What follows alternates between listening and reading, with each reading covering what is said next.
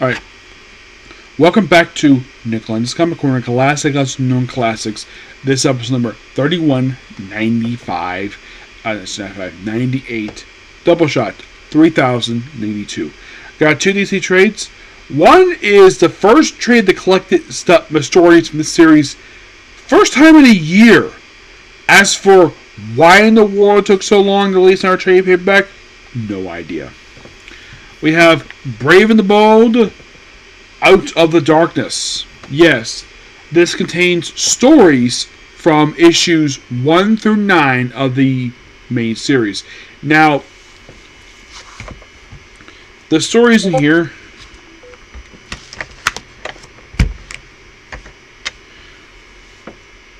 are called, let's see the right thing here. Alright. So, the stories here are called Peg McGillian, Order of the Lamp, Mr. Baseball, Second Life, Here Comes Trouble. Peg McGillian's written, drawn, and lettered by Gillian March. Order of the Lamp is by Christopher Cantwell. Artwork is done by Javier Rodriguez. Mr. Baseball is Dennis Cavalier.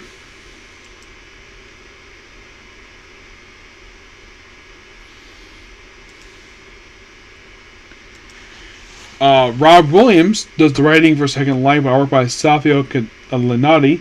Here Comes Trouble is written by Kyle Starks, art by Fernando Passerin.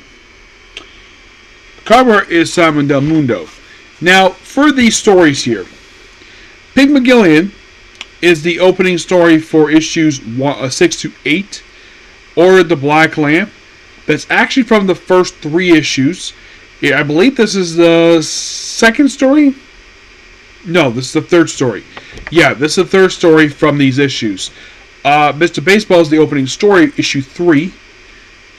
Second Life is from issues 4 through 6. And Second Life is the third story with this book. Yeah, third story. Here Comes Trouble, which is from issues 7 through 9. This is basically about Wild Dog. This is the second story from these 3 issues. Well, Peg McGillian wrapped up issue 8, and this is the only one containing issue 9. So, let me point a little something out here. Last year they released Batman the Brave and Bold, The Winning Card. That was basically containing just one story. A 4-part story written by Tom King and drawn by Mitch Gerards.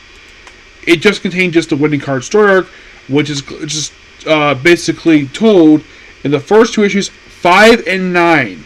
Yes. Which, in case you're curious though, Winning Card was the opening story of these issues. Yes, for issues 1, 2, 5, and 9. Now, the first trade paperback I could see came out a year ago. Why in the world DC waited a year to do another one of these things? I don't know. It is baffling to me. The fact that DC Comics just took so long to release one of these things. Like, for the longest time, it was just Winning Card. And now we have this. Now, basically, the format for this series, it's pretty much basically what they did for Urban Legends, where it's an anthology series. I don't remember if, in fact, let me take a look here. I don't think basically the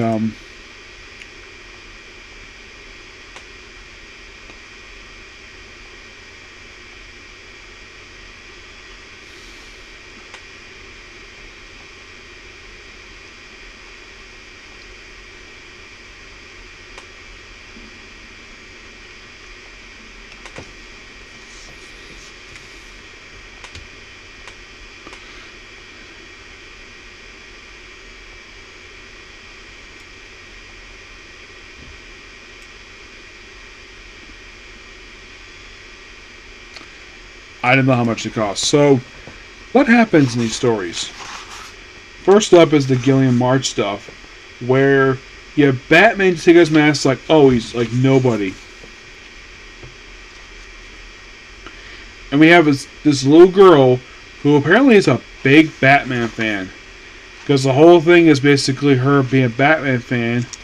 And, like, her mom was saved by Batman. So, she pretty much takes care of him. Now, he apparently lost his shirt. So, he has to make do with this white shirt and green pants.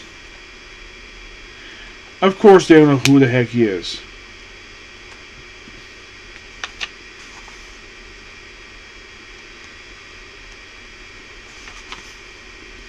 And of course, he stops various people like.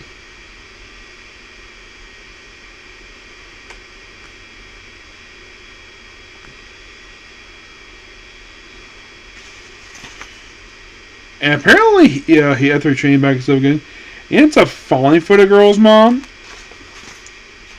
which is interesting.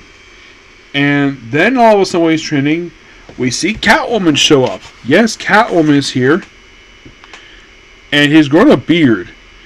And then he's like heads out. He basically just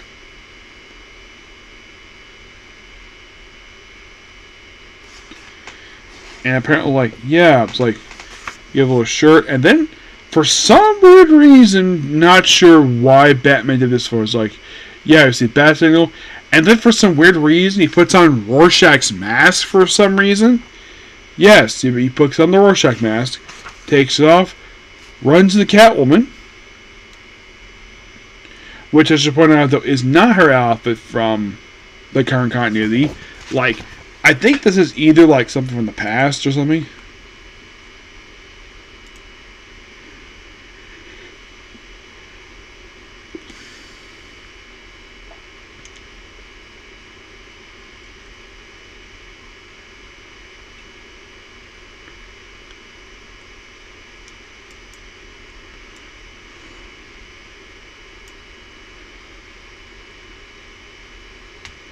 So,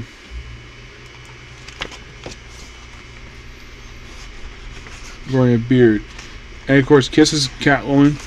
Yes, and then like oh, sees basically like yeah, and it turns out this guy is not Batman.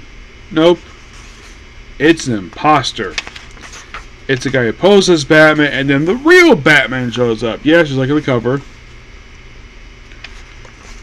Yeah, he thinks he's Batman. His name is Frank Frau. And afterwards, basically, he's like, shakes hands, gets back to Cal. And he works with the fake Batman to take on some grunt. And it turns out this actually is Rhino. Who, there we have appearance here by Scarface and Ventriloquist. Yep. Which I find that to be interesting. Yes. So the deal with him is like, oh, thank you, Bruce. I'm Batman.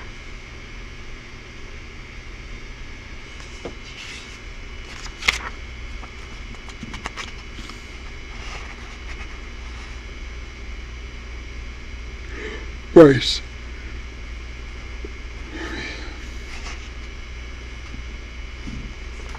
Yeah, apparently he gives his real name. The ventriloquist is arrested. Arnold, he's gone. Yep. And apparently he has to stop some bombs, saves Aurora. Looking up basically Catwoman is along to save the little girl. Yep. And apparently Scarface is in the hands of Catwoman. Interesting. Next, move on to a Superman story. Yep. Order of the Black Lamp. This is Christopher Cantwell stuff. Yep. Now this is from this whole story is basically the third story, starting with issue 1. It is a 3-parter. Yep, it's 3-parter. And this is basically Superman, where he saves basically he just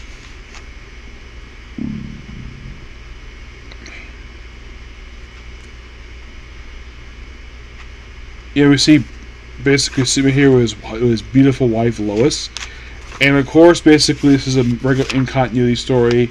Look at this Order of the Black Lamp. This is magical stuff.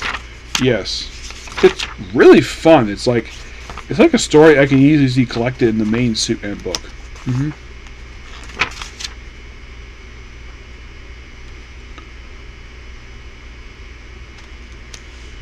Yep. So then he runs into a guy here, and then he runs into some other guys.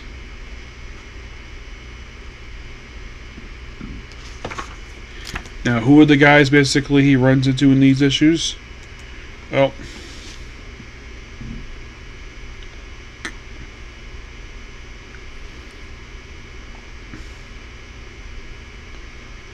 apparently one of them is Hop Hogan. Yes.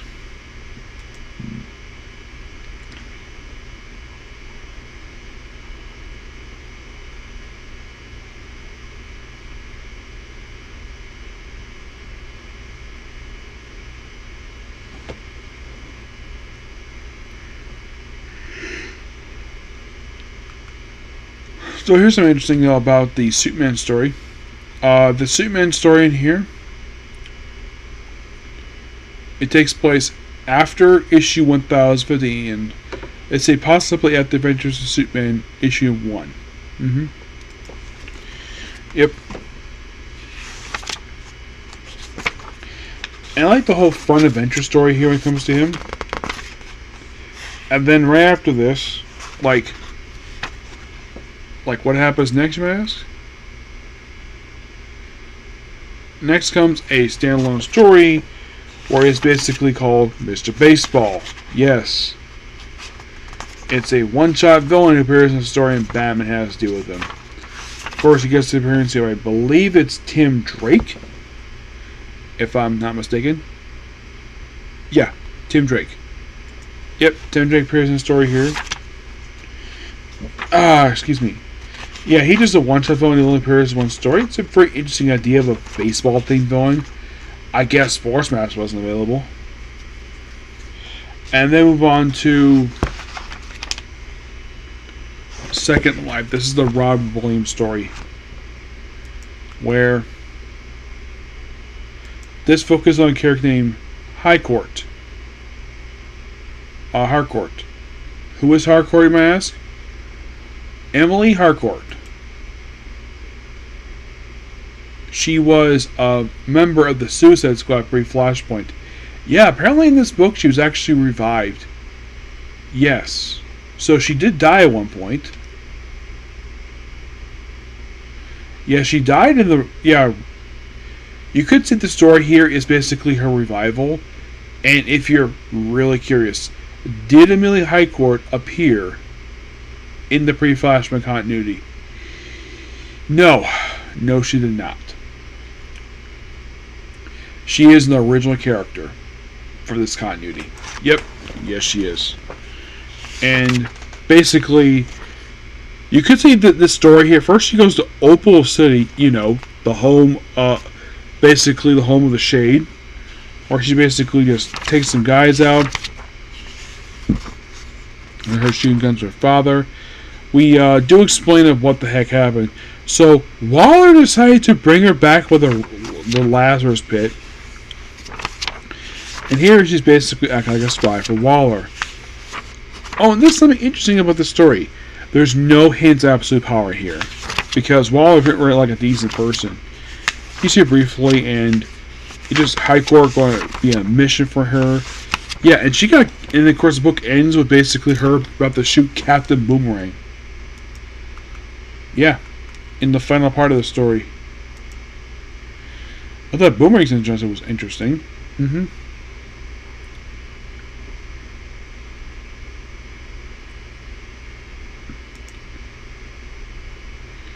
They apparently also had revived Weapons Master. Yes. So, they brought back a villain who debuted in Justice League number 9 as part of the Villain's Journey story arc. Yeah. Who died after just 2 appearances initially. I actually think he died in, what's this issue here?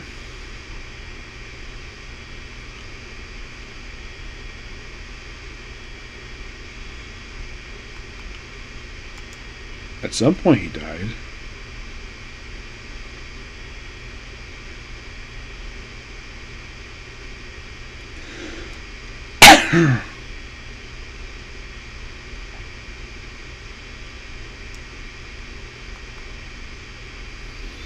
But here he is back.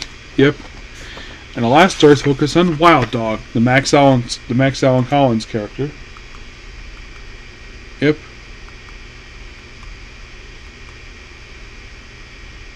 So Weapons Master is definitely a pre-Flashpoint character. Yep, who basically Jeff Johns by the current continuity. Now, Wild Dog is interesting because now someone asking, is this the first appearance of Wild Dog in this continuity? No, he may be part of this one. Yes. Now, his real name is Jack Wheeler. Is that the name of the original guy? Yes. Yes, indeed. And he debuted in Green Arrow. Yes. For some weird reason, they decided to debut him in Green Arrow. And then, after that, he appeared in the Cave Carson Cybernetic Eye book. And now he's back here. Yeah, it basically deals with his origin story. As mentioned here, the Penguin. Yeah, I love the fact they recap his origin story, which makes his pre-Flashpoint stuff canon in this continuity. But gotta admit, this book is a lot of fun. I like the Wild Dog stuff. At one point he changed his shirt to a different outfit here. But overall, good book. It's a shame they haven't collected any more issues of this book. So over the course of these supposed 9 issues, in 2 trade paperbacks, how much has been collected of the first 9 issues? In the case of the first issue, only the first and third story is collected in 2 trade paperbacks. Same thing for issue 2. Excuse me. For 3, this one collects the first story and the third story. For 4 is just the third story. The High Court stuff. Yep. For issue 5, just the first and third one. For 6, first and third. For 7, it is basically the first and second stories. For issue 8, first and second. For issue 9, just the first and second stories have been collected. So, if they were to do a third volume for this, and this is my personal guess, they're probably going to collect probably the Stormwatch feature, which that should not be an issue.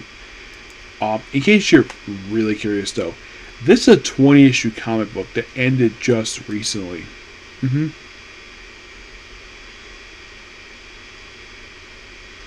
Yes, they ended this book after 20 issues. The reason? Not really sure why. My guess is it probably wasn't a big seller for DC. That's presumed. But that's probably the reason for it. Do I think basically now... Here's also interesting though. You think Brave and Bold, team-up stories. Well, they didn't do that at first. So, if I were DC Comics, I wish it's the first story they collected Stormwatch. And would I collect the Batman Black and White stuff? Yes. Oh, yes. I would definitely collect that. Oh, in case you're curious though, when did they stop with the Batman Black and White stuff? Excuse me. They pretty much kept the whole book. Yep, but we're not done there just yet. Nope. Next up we have is another book. By the way, I give this book roughly a 9 out of 10. Really cool stuff. Next up we have is Deadman Book 3.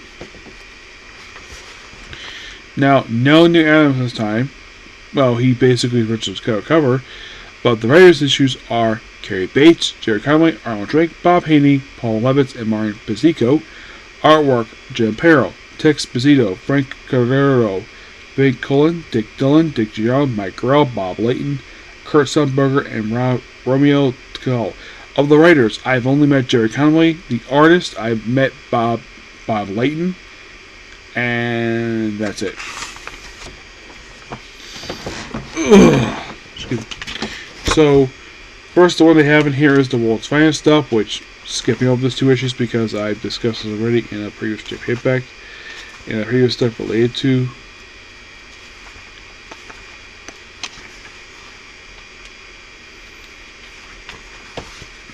And then now, first we're going to talk about the Deadman stuff in here, Phantom Stranger. These are all, I think, they're backup stories. First up, the Deadman's Bluff, which for some weird reason this book does not, unlike the first book which contained table of contents, this one does not contain table of contents at all. So the writer of this one is Arnold Drake. Artwork is by Mike Grell. So yeah, basically for this story here, it's just basically kind of like a team-up story of Phantom Stranger and excuse me. Yeah, Phantom Stranger's own thing. Deadman's here too. Now,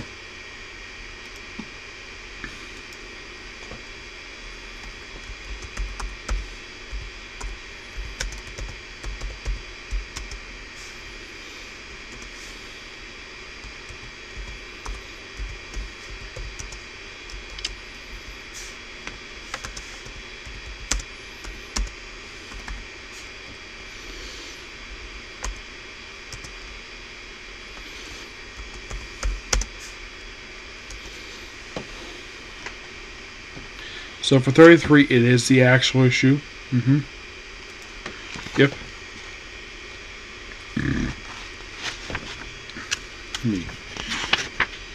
But as the other ones, next will be 39.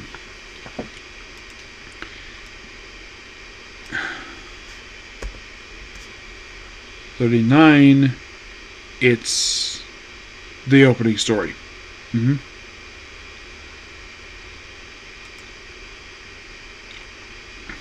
40, opening story. They've included the final issue in here, issue 41. Yeah, it's basically like a quick guest star team up for Deadman and Phantom Stranger for the last few issues.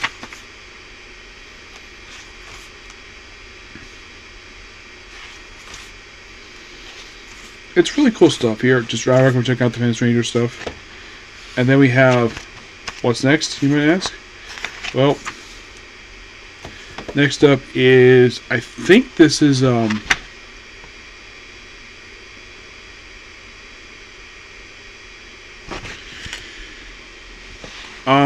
I think this is World's Finest.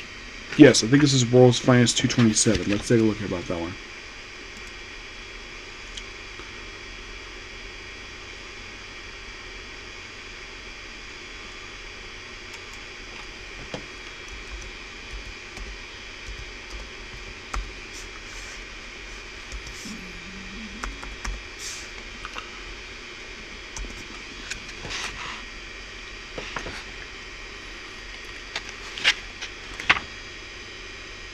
So yeah, White Blood, that's from 223.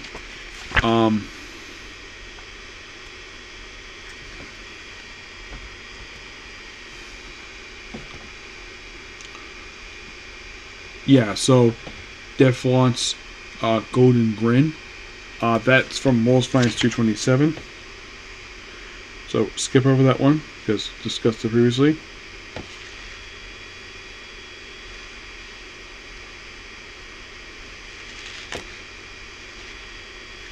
So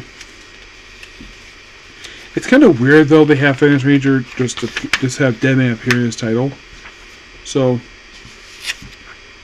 it's basically stuff related to Deadman. It's almost like we have Deadman stuff continued in Phantom Stranger for some weird reason.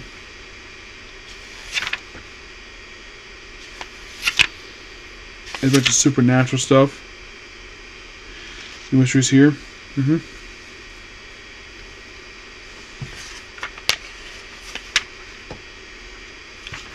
Yep. And it's something, though, the fact that this 30 and 41, these are the last 3 issues of the book. And then we go to 133 for Brave and the Bold. So, yeah, which discussed already when I discussed Brave and Bold Volume 1, so skipping over that one. Next up is Superman Family, issue 183. Now, I had previously discussed 183 when I discussed a Nightwing Flavor trade.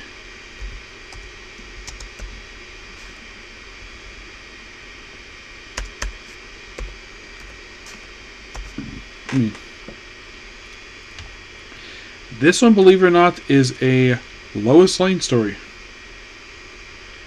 Yes, a Lois Lane story which just happened to feature Deadman. It's all about getting to Superman and craving him and basically being a witness to him and his feats. Now, by the way, this is supposed to be the Bronze Age, but yet it feels a little bit like a Silver Age story. Like him getting powers, and then we eventually go into DC Superstars presents number 18, Deadman and the Phantom Stranger. Yep. DC Superstars, another short-lived anthology book. I believe one of the issues, I think it was issue 17, that debuted the Helen Bird Snelling Huntress.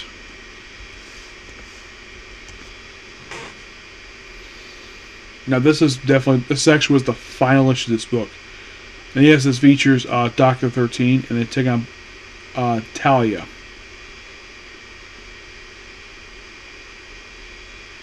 Which is known enemy of Phantom Stranger. And I love all the supernatural stuff here. All of us get a kid. And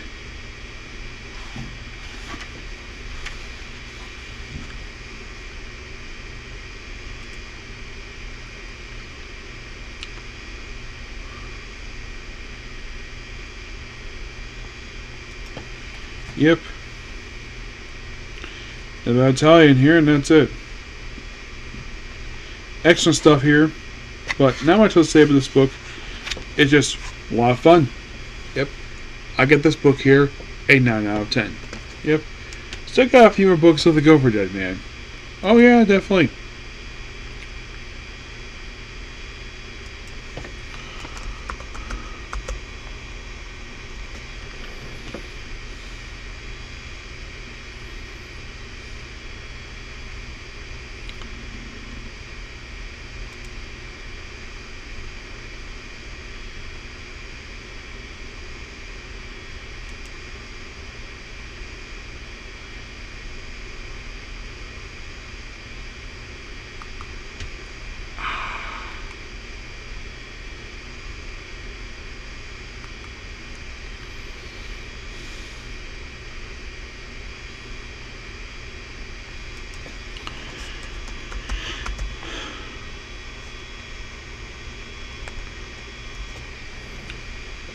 Yeah.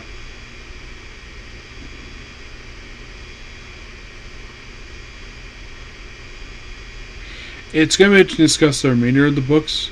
Now, if you're really curious, how many Deadman books are there?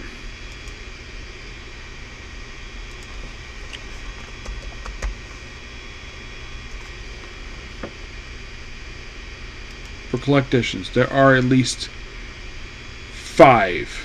Yep, 5. Yeah, released just from 2011 to 2014. I just discussed kind of books 2 and 3. There's still a little more to go. There's still book 1, book 4, and book 5. And there's also a bunch more paperbacks for Deadman. The only thing I have technically discussed is the Neil Adams book, Deadman Volume 5. There is also other books. There is, besides 1, 3, and 1, 4, and 5, there is Lost Souls, there is Kelly Jones' Complete Collection, probably more worthy that one. Death and Glory, Deadman Walk, which is Deadman Volume 4. I've already discussed the featured Deadman Challenge Unknown, Deadman for Dark Mansion Forbidden Love. Yeah, when I read this book, it felt as though reading it that best way to describe this book is that it felt like basically you read the 3 issues. These issues are very lengthy. It felt like this was supposed to be 6 issues and it'd be 3. Yep. But not much else about these 2 books. Yeah.